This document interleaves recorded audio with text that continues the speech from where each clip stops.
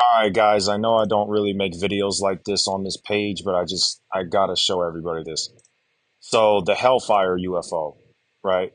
The one that got hit with the Hellfire missile. Okay. Boom. Okay, let me stop it here. So the debris, right? The little pieces of debris that came off of it. Later on in the video, when they zoom out, you can see that the debris is following the craft. If you haven't seen this video, you see the little white pieces. There's some right here, here, here. It's like the little pieces that came off of it are following alongside of it. Okay. And see, there's another one right there. It's the original pieces that got knocked off of it early in the video.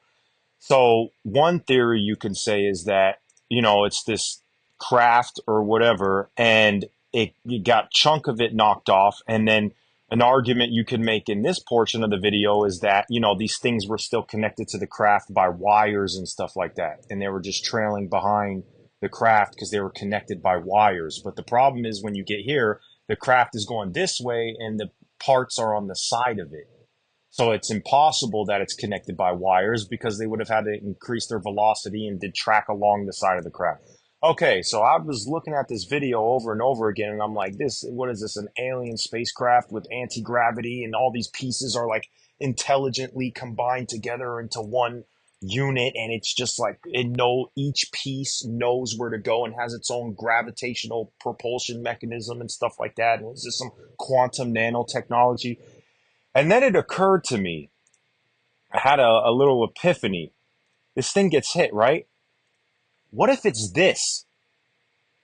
A bunch of little drones, obviously more advanced than this, but a bunch of little drones put together, right? And it gets hit and it gracefully takes the kinetic force of the missile because it's a bunch of little pieces that just break off instead of some solid object getting impacted. It's a bunch of little drones put together into one sophisticated big drone where all the little drones have their own microcontroller or computer inside of them with gyroscopes and GPS instructions. So each piece is knows where to go and follows the path of flight. So then, boom, it breaks apart the pieces, and that's why you don't see some explosion or some massive thing. It gracefully takes the force because it's just breaking off as it hits, and then the little drones are still in their flight path, and the chunk made of more little drones kind of wobbles around a little bit, but its internal gyroscope is controlling its rotors or whatever to make it stay on its course as it's fumbling. It's the microcontrollers that control the blades are like they can make calculations like thousands of times per second, so they're adjusting.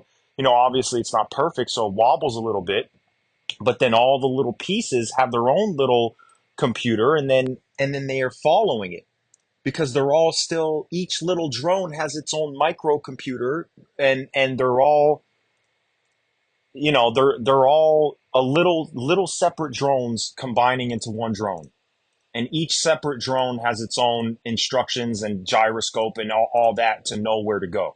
So you knock it into pieces and all the little pieces still can stay on their flight path. So I just thought I'd share that with everybody.